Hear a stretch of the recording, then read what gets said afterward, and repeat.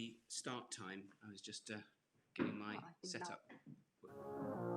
December 2020, FireEye disclosed the large-scale espionage campaign to which it fell victim. The figures are frightening. One company targeted, one software compromised, tens of thousands of booby-trapped updates downloaded, and almost as many victims, among which companies and government agencies. In our interdependent and interconnected world, the security level of a chain is not equal to the average of the whole, but to that of its weakest link.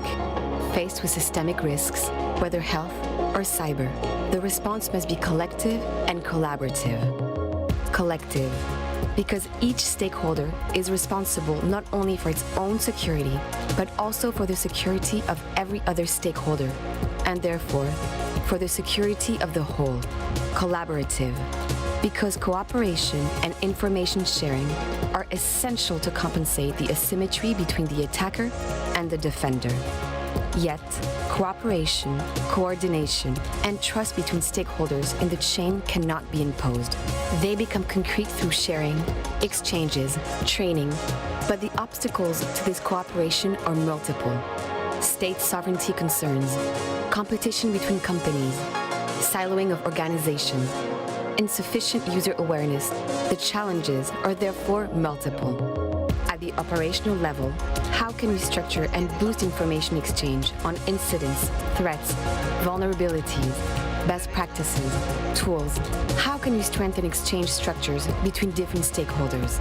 At the industrial level, how can we reconcile this growing need for exchanges between cyber stakeholders with business realities and the principle of fair competition between players? At the technological level, how can we improve the collective intelligence of information networks and systems to strengthen our detection and response capabilities? At the strategic level, how can we further strengthen cooperation between states? How can we go beyond existing confidence-building measures and standards of responsible behavior? How can we establish a multi-stakeholder governance system involving both states and companies? How can we structure trustworthy ecosystems?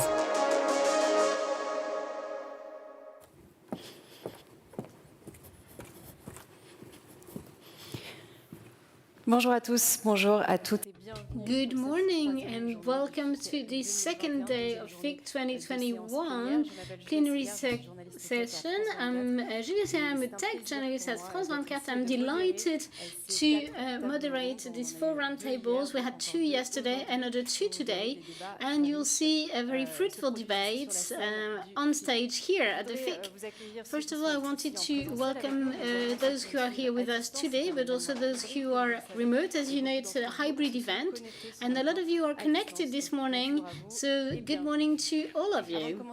Before we start, I also wanted to let you know that if you need simultaneous translation, feel free to go and get the headsets that are available at the door. Welcome to all of you. Welcome to the second day of plenary sessions here at the FIC 2021. We hope that you're enjoying your time here with us in Lille, and we're looking forward to this second day of the FIC. Now, when it comes to, and also before we start, I'd also like to tell you that if you need a translation either from French to English or English to French, please don't hesitate to go get one of the headphones at the entrance of the venue. So when it comes to cybersecurity, clearly the answer needs to be a collective one, because trust either between states or states and companies or companies between themselves or companies and research centers cannot be imposed. It must be built and consolidated through cooperation and common standards. And while the multilateral approach seems to be in crisis, how can we strengthen international cooperation? On an industrial level, how can we structure dynamic ecosystems? And meanwhile, how can we align all of the players within that same organizations? Those are the questions we'll be digging into with our panelists in this roundtable that's entitled Ecosystems, the Key to Cyber Resilience.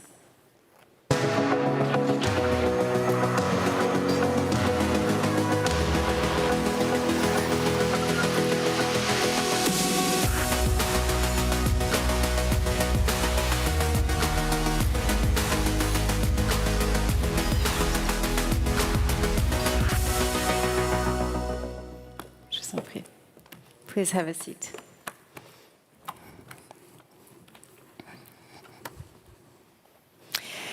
Thank you very much indeed for being with us today. It's a pleasure to have you here on the stage of the FIC. I'd like to introduce Noura El Waj. Am I pronouncing this right? El Wajdi, Manager Strategic Ecosystems and Alliance at TNO. Hello and welcome. Eric Leandri, you're the founder and CEO of Alternative. Joan Lepassar, you're the director, of course, of ENISA. Hello and welcome.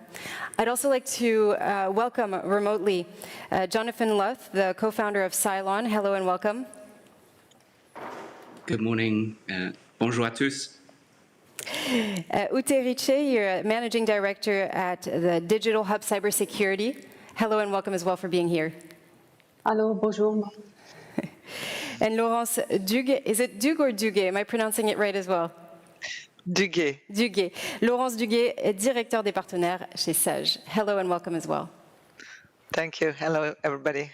So before we start, I'd just like to tell all of our panelists you can answer in French or in English. The people in the audience have a direct translation, so please pick the language you feel the most comfortable in. So first, before we get into this whole topic of ecosystems and perhaps talk about that term that we've seen emerge, I mean, it's really become the buzzword of 2021. I'd like for us to kind of make a diagnosis here. I know we're talking a lot about medical terms, but why are we where we are right now? Why is it so necessary to collaborate and work as ecosystems?